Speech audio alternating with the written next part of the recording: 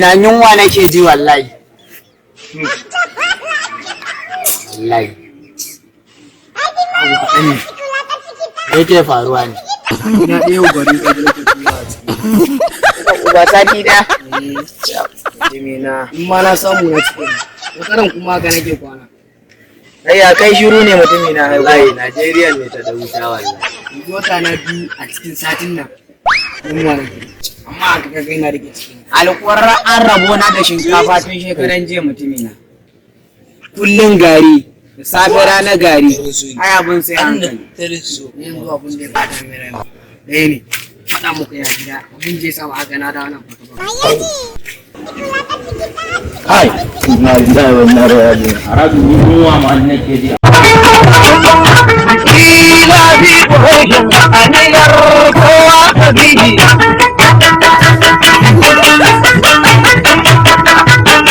Ila bi kuhushin aniyar kowa kabiji. Ko Allah ba ta kuma ƙaryar kuma na bakai. Allah ba ta kuma.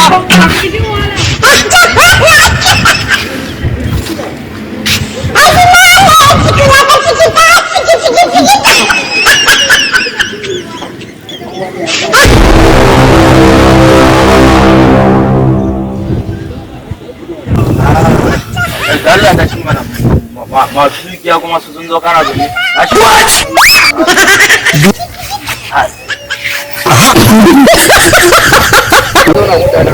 ka duba fa hello ya abokina ya sun shigo ne to ba damuwa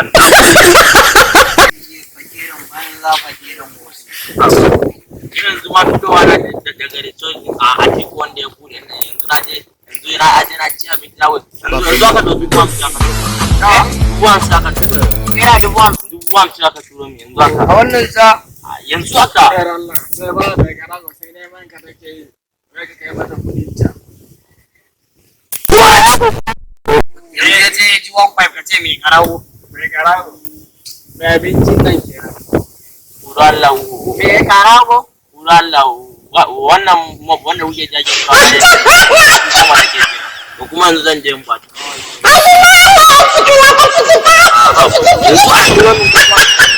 karago me zan yi to da karagon Maryam ma in yi da shi Me za ka yi da karago? Kuto ma abinci ka cika gudu? da abokina a kara turo ne Dere na mana. Assalamu alaikum warahmatullahi wabarakatuh. Sunana Aminu Dadi kamar yadda kuka sani.